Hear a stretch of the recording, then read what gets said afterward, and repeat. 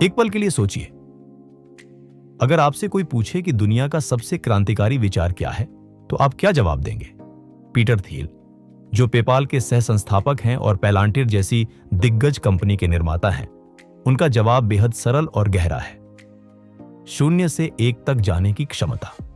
यह किताब उस सोच की यात्रा है जो एक साधारण विचार को असाधारण वास्तविकता में बदल देती है। थियल कहते हैं कि जब आप कुछ ऐसा बनाते हैं जो पहले कभी अस्तित्व में नहीं था, तो आप शून्य से एक की छलांग लगाते हैं। लेकिन जब आप किसी पुरानी चीज की नकल करते हैं और उसे थोड़ा बेहतर बनाते हैं, तो आप केवल 1 से n तक जाते हैं। असली प्रगति, असली नवाचार, असली बदलाव वह हमेशा शून्य से 1 की छलांग होती है। यह किताब उन उद्यमियों, सपने देखने वालों और बदलाव लाने वालों के लिए है जो यह समझना चाहते हैं कि महान कंपनियां कैसे बनती हैं। थियल का यह दर्शन केवल व्यापार के बारे में नहीं है, यह जीवन के प्रति एक नए नजरिए के बारे में है। इस नजरिए में साहस है, जिज्ञासा है और एक अटूट विश्वास है कि भविष्य हमारे हाथों में है। जब आप इस किताब को सुनना शुरू करेंगे, तो आपको लगेगा जैसे कोई बुद्धिमान गुरु आपके सामने बैठकर आपसे बात कर रहा है, और उस बातचीत के अंत में आप एक अलग इंसान बनकर उठेंगे। एक ऐसा इंसान जो दुनिया को उस तरह नहीं देखेगा जैसे पहले देखता था। थियल की यात्रा समझने के लिए हमें उनके उस प्रश्न से शुरुआत करनी होगी जो वे हर इंटरव्यू में पूछते हैं। ऐसी कौन सी बात है जो आप सच मानते हैं, लेकिन जिससे बहुत कम लोग सहमत हैं? यह प्रश्न देखने में सरल लगता है, लेकिन इसका जवाब देना बेहद कठिन है, क्योंकि इसके लिए आपको भीड़ से अलग सोचना होता है, समाज के बनाए सांचों को तोड़ना होता है और अपनी आत्मा की गहराई से एक असुविधाजनक सच को बाहर लाना होता है। थियल मानते हैं कि महान उद्यमी वही होता है जो उन सच्चाइयों को देख सके जो दूसरे नहीं देख पाते। इतिहास में हर बड़ा आविष्कार, हर बड़ी कंपनी, हर बड़ा बदलाव किसी न किसी ऐसे इंसान के कारण हुआ जिसने वह देखा जो बाकी सब आंखें मूंद कर नजरअंदाज कर रहे थे। स्टीव जॉब्स ने देखा कि लोगों को सुंदर और सहज तकनीक चाहिए, जब किसी को यकीन नहीं था। एलन मस्क ने देखा कि इलेक्ट्रिक कारें न केवल संभव हैं, बल्कि वांछनीय भी हैं, जब सभी उन्हें पागल कह रहे थे। इस प्रकार की सोच, इस कॉन्ट्रेरियन थिंकिंग को थियल सबसे बड़ी एंटरप्रेन्योरियल ताकत मानते हैं। वे कहते हैं कि अगर आप वही सोच रहे हैं जो सब सोच रहे हैं, तो आप कुछ नया नहीं बना सकते। नई दुनिया बनाने के लिए पहले नई सोच बनानी होगी, और वह नई सोच आती है उस साहस से जो भीड़ की आवाज को शांत करके अपनी अंतरात्मा की आवाज सुनने देता है। थियल का एक बड़ा सिद्धांत है, प्रतिस्पर्धा एक झूठ है। यह सुनकर आप चौंक सकते हैं, क्योंकि हमें बचपन से यही सिखाया जाता है कि प्रतिस्पर्धा अच्छी होती है, प्रतिस्पर्धा हमें बेहतर बनाती है। लेकिन थियल एक गहरा सवाल पूछते हैं, क्या प्रतिस्पर्धा वास्तव में आपको अमीर बनाती है? उनका जवाब है नहीं। जब बहुत सारी कंपनियां एक ही काम करती हैं, तो वे एक दूसरे से लड़ते लड़ते खुद को नुकसान पहुंचाती हैं, कीमतें गिर जाती हैं, मुनाफा सिकुड़ जाता है और अंत में सभी खाली हाथ रह जाते हैं। एक एयरलाइन कंपनी का उदाहरण देखिए, कितने अरब रुपए का कारोबार है, फिर भी मुनाफा इतना कम कि एयरलाइन कंपनियां हमेशा घाटे में रहती हैं।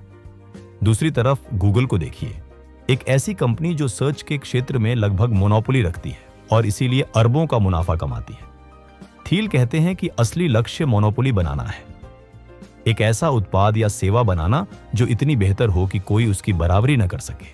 यह मोनोपोली तब नहीं जब आप किसी को दबाते हैं, बल्कि तब जब आप कुछ ऐसा बनाते हैं जो सच में अनूठा हो। ऐसी कंपनियां हो दुनिया को बदलती है और साथ ही अपने निर्माताओं को भी समृद्ध करती हैं। प्रतिस्पर्धा में ऊर्जा लगाना एक चक्रव्यूह में फंसने जैसा है, जबकि मोनोपोली की ओर बढ़ना उस सूरज की तरह है जो सबसे ऊंचे पहाड़ पर चमकता है। थियल का यह दर्शन कारोबार की पाठ्य पुस्तकों से बिल्कुल अलग है, और यही इसकी असली शक्ति है। एक मोनोपोली कंपनी बनाने के लिए थियल 4 महत्वपूर्ण तत्व बताते हैं: proprietary technology, network effects, economies of scale और ब्रांडिंग। पहला और सबसे शक्तिशाली तत्व है प्रोप्राइटरी टेक्नोलॉजी, यानी ऐसी तकनीक जो सिर्फ आपके पास हो। थियल कहते हैं कि आपकी तकनीक कम से कम 10 गुना बेहतर होनी चाहिए प्रतिस्पर्धी से, तभी लोग आपको सीरियसली लेंगे। 2 गुना बेहतर नहीं, 5 गुना नहीं, 10 गुना बेहतर। यह 10 गुना का फर्क ही वह दीवार है जो आपको बाकी सबसे अलग करती है। दूसरा तत्व है नेटवर्क इफेक्ट्स। जब आपके उत्पाद की उपयोगिता हर नए उपयोगकर्ता के साथ बढ़ती जाती है।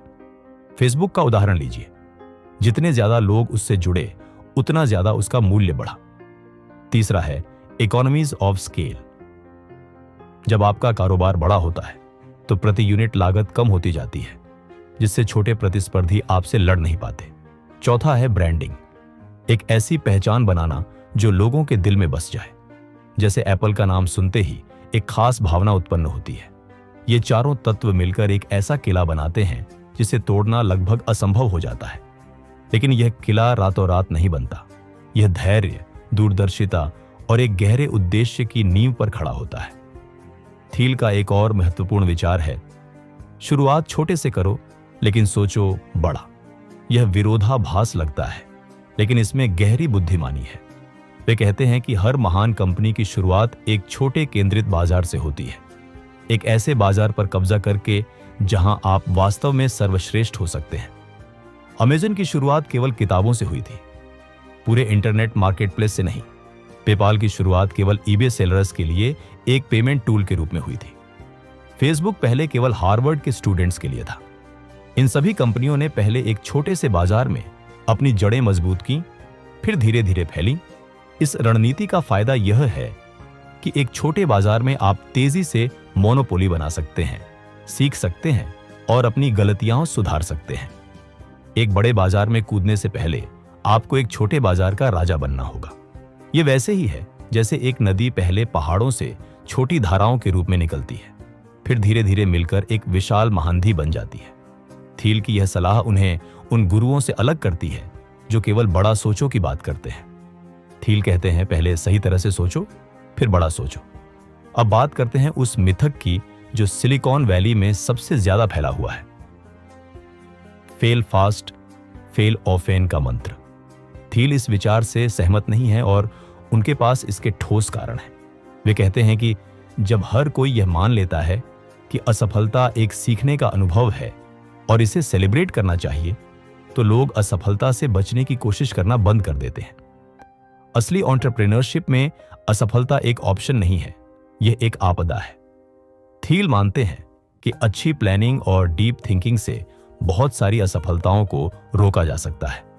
एक उद्यमी को पहले सोचना चाहिए, फिर करना चाहिए, न कि करते करते सोचना। यह लीन स्टार्टअप के उस दर्शन के विरुद्ध है जो कहता है कि मिनिमम वायबल प्रोडक्ट बनाओ और बाजार में उतार दो। थील कहते हैं कि कभी कभी आपको पूरी तरह तैयार होकर उतरना होता है, वरना प्रतिस्पर्धी आपको नष्ट कर देंगे। यह विचार उन लोगों के लिए एक जरूरी वेकअप कॉल है जो जस्ट डू इट की मानसिकता में जी रहे हैं। सोच समझकर किया गया एक कदम बिना सोचे उठाए गए 100 कदमों से बेहतर होता है, और इसी गहरी सोच से वे महान कंपनियां जन्म लेती हैं जो दशकों तक टिकी रहती हैं। थील एक और महत्वपूर्ण अवधारणा पर प्रकाश डालते हैं, लास्ट मूवर एडवांटेज। आपने फर्स्ट मूवर एडवांटेज का नाम जरूर सुना होगा। यह विचार कि जो पहले बाजार में उतरे वह जीते, लेकिन थील इससे आगे की बात करते हैं। वे कहते हैं कि पहले होना जरूरी नहीं है, टिके रहना जरूरी है। पहले कई सर्च इंजिन्स आए, ऑल्टा विस्टा, याहू, लेकिन गूगल आखिर में आया और सबसे लंबे समय तक टिका। पहली सोशल नेटवर्क फ्रेंडस्टर थी, फिर माइस्पेस आई, लेकिन फेसबुक ने सबको पीछे छोड़ दिया। इसलिए असली सवाल यह नहीं है कि आप पहले हैं या बाद में। असली सवाल यह है कि क्या आप एक ऐसी कंपनी बना सकते हैं जो 10, 20, 30 साल बाद भी अपने क्षेत्र की सबसे महत्वपूर्ण कंपनी हो। इसके लिए आपको न केवल आज के बाजार को समझना होगा, बल्कि भविष्य के बाजार की भी कल्पना करनी होगी। थील कहते हैं कि महान उद्यमी वह है जो एक ऐसी नींव रखता है जिस पर आने वाली पीढ़ियां एक विशाल इमारत खड़ी कर सके। यह दीर्घकालिक सोच ही लास्ट मूवर एडवांटेज की असली आत्मा है, और यही सोच थील को दूसरे सभी बिजनेस थिंकर्स से अलग करती है। थील का एक और गहरा विचार है जो हमें खुद के बारे में सोचने पर मजबूर करता है, सीक्रेट्स। वे पूछते हैं, क्या आप मानते हैं कि इस दुनिया में अभी भी कुछ ऐसे रहस्य हैं जो किसी ने नहीं खोजे? अधिकतर लोग आजकल मानते हैं कि सब कुछ पहले से खोजा जा चुका है। हर बिजनेस आइडिया पहले से किसी ने सोची है, हर वैज्ञानिक खोज हो चुकी है, हर कला का रूप पहले से एग्जिस्ट करता है। यह सोच थील के अनुसार बेहद खतरनाक है, क्योंकि जो लोग रहस्यों में विश्वास नहीं करते वे कभी उन्हें खोजने की कोशिश नहीं करते, और जो खोजने की कोशिश नहीं करते वे कभी कुछ नया नहीं बना सकते। थील कहते हैं कि दुनिया में अनगिनत रहस्य अभी भी छिपे हैं। प्रकृति के रहस्य, मानव मन के रहस्य, सामाजिक व्यवस्था के रहस्य और व्यापार के रहस्य। हर महान स्टार्टअप उसी रहस्य की खोज पर आधारित होता है जिसे और किसी ने नहीं देखा। एयरबीएनबी ने वह रहस्य खोजा कि लोग अजनबियों के घरों में रहना चाहते हैं, जो पहले असंभव लगता था। उबर ने वह रहस्य खोजा कि टैक्सी इंडस्ट्री बुरी तरह टूटी हुई है और इसे एक ऐप से ठीक किया जा सकता है। इसलिए अगर आप एक महान कंपनी बनाना चाहते हैं तो पहले अपने आप से पूछिए, वह कौन सा रहस्य है जो मुझे पता है और बाकी सबको नहीं। एक स्टार्टअप की नींव उसके फाउंडर्स और उनके बीच के रिश्तों पर टिकी होती है। यह थील का एक बेहद व्यावहारिक लेकिन अक्सर अनदेखा सिद्धांत है।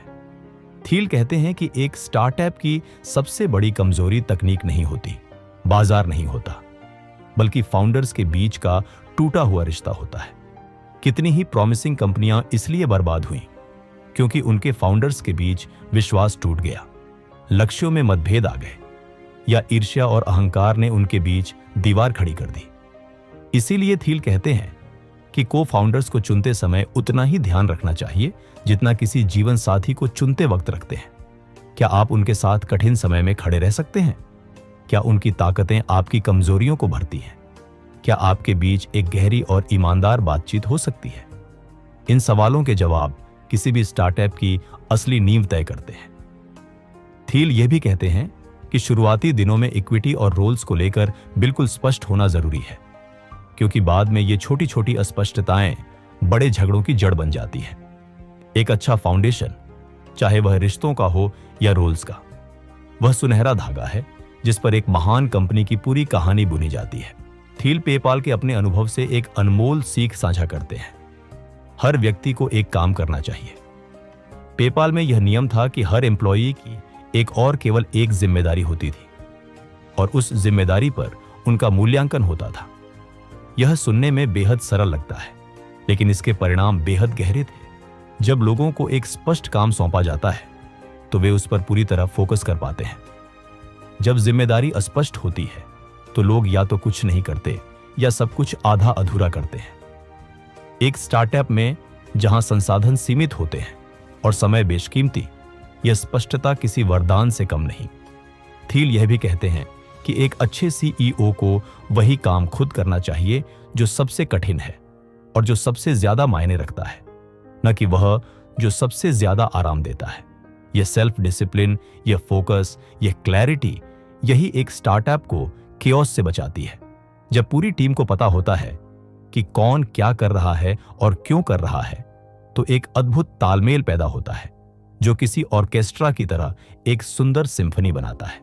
थील की यह सीख उन सभी लीडर्स के लिए है जो चाहते हैं कि उनकी टीम अपनी पूरी क्षमता से काम करे। थील का एक और बेहद दिलचस्प विषय है सेल्स और डिस्ट्रीब्यूशन। वे कहते हैं कि इंजीनियर्स और टेक्नोलॉजिस्ट्स अक्सर यह सोचते हैं कि अगर उन्होंने एक अच्छा प्रोडक्ट बना दिया तो दुनिया खुद चलकर उनके पास आएगी, लेकिन यह एक खतरनाक भ्रम है। थील कहते हैं कि डिस्ट्रीब्यूशन यानी अपने प्रोडक्ट को सही लोगों तक पहुंचाना उतना ही महत्वपूर्ण है जितना प्रोडक्ट बनाना। अगर आप एक महान प्रोडक्ट बनाते हैं लेकिन उसे बेचना नहीं जानते तो आपकी मेहनत बेकार हो जाती है। इसीलिए हर सक्सेसफुल स्टार्टअप में सेल्स और मार्केटिंग को उतना ही सम्मान दिया जाता है जितना इंजीनियरिंग को। थील यह भी बताते हैं कि सबसे अच्छी सेल्स वह होती है जो सेल्स जैसी नहीं लगती। जब कोई प्रोडक्ट इतना अच्छा हो कि लोग खुद ही दूसरों को उसके बारे में बताने लगे। Word of mouth, organic growth और वायरल लूप्स जैसे मैग्स, ये वे जादुई शक्तियां हैं जो एक प्रोडक्ट को एक मूवमेंट में बदल देती है। लेकिन इन शक्तियों को एक्टिवेट करने के लिए भी एक कुशल और सोची समझी डिस्ट्रीब्यूशन स्ट्रेटेजी चाहिए। थील कहते हैं, अगर आपको नहीं पता कि आपका प्रोडक्ट कैसे बिकेगा तो आपका प्रोडक्ट बिकेगा नहीं। यह कड़वी सच्चाई हर उस उद्यमी को याद रखनी चाहिए जो केवल तकनीक के प्यार में अंधा हो जाता है। थील टेक्नोलॉजी के भविष्य पर एक बेहद उत्तेजक प्रश्न उठाते हैं। क्या तकनीक मनुष्य की जगह लेगी या मनुष्य के साथ काम करेगी? अधिकतर लोग डरे हुए हैं कि एआई और ऑटोमेशन उनकी नौकरियां छीन लेंगे, लेकिन थील एक अलग दृष्टिकोण प्रस्तुत करते हैं। वे कहते हैं कि कंप्यूटर्स और मनुष्य मूल रूप से अलग अलग काम में माहिर हैं। कंप्यूटर्स डेटा प्रोसेस करने में, पैटर्न पहचानने में और बड़ी मात्रा में जानकारी एनालाइज करने में बेजोड़ है, लेकिन मनुष्य सृजनशीलता में, नैतिक निर्णयों में और जटिल मानवीय रिश्तों को समझने में कहीं आगे है। इसलिए सबसे शक्तिशाली कॉम्बिनेशन वह है जहां कंप्यूटर्स और मनुष्य मिलकर काम करते हैं, एक दूसरे की कमजोरियों को भरते हुए। पेपाल में इसी कॉम्बिनेशन से एक ऐसा फ्रॉड डिटेक्शन सिस्टम बनाया गया जो अकेला कंप्यूटर या अकेला इंसान कभी नहीं बना सकता था। थील कहते हैं कि आने वाले दशकों की सबसे बड़ी अपॉर्चुनिटीज उन लोगों के लिए होंगी जो इस ह्यूमन मशीन कोलैबोरेशन को समझते हैं और उसका लाभ उठाते हैं। यह भविष्य का नक्शा है और इसे बनाने वाले वे लोग होंगे जो डर से नहीं बल्कि जिज्ञासा से तकनीक को देखते हैं। थील का पावर लॉ का सिद्धांत, यह एक ऐसा विचार है जो न केवल स्टार्टअप जगत बल्कि जीवन के हर पहलू को समझने में मदद करता है। पावर लॉ का मतलब है कि कुछ चीजें बाकी सबसे इतनी ज्यादा महत्वपूर्ण होती हैं कि बाकी सब मिलकर भी उनकी बराबरी नहीं कर सकती। वेंचर कैपिटल की दुनिया में यह नियम बेहद स्पष्ट है। एक वीसी फंड में से एक या दो इन्वेस्टमेंट्स ही पूरे फंड का रिटर्न तय करती हैं, बाकी सब मिलकर भी उतना नहीं देती। यही नियम जीवन में भी लागू होता है। आपके जीवन के कुछ निर्णय, कौन सी पढ़ाई करें, किस काम में अपना जीवन लगाए, किसके साथ जीवन बिताए, ये कुछ निर्णय बाकी हजारों छोटे निर्णयों से कहीं ज्यादा असर डालते हैं। थील कहते हैं कि जब आप पावर लॉ को समझ लेते हैं तो आपका पूरा दृष्टिकोण बदल जाता है। आप अपना ध्यान उन कुछ महत्वपूर्ण चीजों पर केंद्रित करने लगते हैं जो सच में मायने रखती हैं और बाकी सबको छोड़ने का साहस जुटाते हैं। यह लेस इज मोर का दर्शन, यह सेलेक्टिव फोकस, यही वह ताकत है जो एक साधारण इंसान को असाधारण बना देती है। पावर लॉ को समझना जीवन की सबसे बड़ी इंटेलेक्चुअल लिबरेशंस में से एक है। थील उन लोगों से एक बड़ा सवाल पूछते हैं जो स्टार्टअप की दुनिया में कदम रखना चाहते हैं। क्या आप वास्तव में एक उद्यमी बनना चाहते हैं या आप बस एक उद्यमी की तरह दिखना चाहते हैं? यह सवाल बेहद कठोर है लेकिन बेहद जरूरी भी। थील कहते हैं कि सिलिकॉन वैली की संस्कृति में अब फाउंडर बनना एक फैशन बन गई है। लोग स्टार्टअप इसलिए शुरू करते हैं क्योंकि यह कूल लगता है, क्योंकि इससे स्टेटस मिलती है, क्योंकि टेड टॉक्स में यही सेलिब्रेट होता है। लेकिन असली एंटरप्रेन्योरशिप में वह ग्लैमर नहीं है जो बाहर से दिखता है। असली एंटरप्रेन्योरशिप में हजारों घंटे की एकांत मेहनत है, अनगिनत रिजेक्शंस हैं, वह डर है जो रात को नींद छीन लेता है, और वह अकेलापन है जो सफलता के शिखर पर भी महसूस होता है। थील कहते हैं कि एक महान फाउंडर वह नहीं होता जो हर पार्टी में सबसे ज्यादा शोर मचाता है, बल्कि वह होता है जो उस काम में इतना डूबा होता है कि बाहर की दुनिया का शोर उसे सुनाई ही नहीं देता। यह ऑब्सेशन, यह सिंगल माइंडेड डेडिकेशन, यह दीवानगी, यही एक स्टार्टअप को एक एम्पायर में बदलती है। और यह दीवानगी तभी आती है जब आपका काम आपका पैशन नहीं बल्कि आपका पर्पस हो। थील एक ऐसे विचार पर जोर देते हैं जो आज के युग में बेहद प्रासंगिक है, डेफिनेट ऑप्टिमिज्म। वे कहते हैं कि दुनिया में 4 तरह के लोग होते हैं: definite optimist, indefinite optimist, definite pessimist और इंडिफिनेट पेसिमिस्ट। एक डेफिनेट ऑप्टिमिस्ट वह है जो न केवल यकीन रखता है कि भविष्य बेहतर होगा, बल्कि जिसके पास एक स्पष्ट प्लान है कि वह भविष्य को बेहतर कैसे बनाएगा। यही वह स्पिरिट है जिसने चांद पर जाने का सपना देखा और उसे पूरा किया। यही वह स्पिरिट है जिसने ट्रांसकॉन्टिनेंटल रेलरोड्स और गोल्डन गेट ब्रिज बनाया। लेकिन आज की दुनिया में अधिकतर लोग इंडेफिनिट ऑप्टिमिस्ट्स हैं। वे मानते हैं कि सब ठीक हो जाएगा, लेकिन उनके पास कोई ठोस प्लान नहीं है। वे लॉटरी टिकट्स खरीदते हैं, म्यूचुअल फंड्स में इन्वेस्ट करते हैं और उम्मीद रखते हैं कि डाइवर्सिफिकेशन उन्हें बचा लेगा। थील कहते हैं कि यह मानसिकता महानता को जन्म नहीं दे सकती। महानता तब जन्म लेती है जब कोई एक स्पष्ट विजन के साथ खड़ा होता है और कहता है, मैं यह करूंगा इस तरह और इतने समय में। यह डेफिनेट ऑप्टिमिज्म ही वह ईंधन है जो सपनों को हकीकत में बदलता है और दुनिया को एक बेहतर जगह। थील क्लीन टेक बबल का उदाहरण देकर एक बहुत जरूरी सबक सिखाते हैं। जोश काफी नहीं, समझ भी चाहिए। 2000 के दशक में जब क्लीन एनर्जी और रिन्यूएबल टेक का बुखार चढ़ा तो हजारों कंपनियां इस क्षेत्र में उतर आईं। सभी को लगा कि यह महान उद्देश्य है, पर्यावरण बचाना, एक हरा भरा भविष्य बनाना। लेकिन इनमें से अधिकतर कंपनियां बुरी तरह असफल हुईं। क्यों? क्योंकि उन्होंने उन बुनियादी सवालों के जवाब नहीं ढूंढे थे जो हर महान कंपनी के लिए जरूरी है।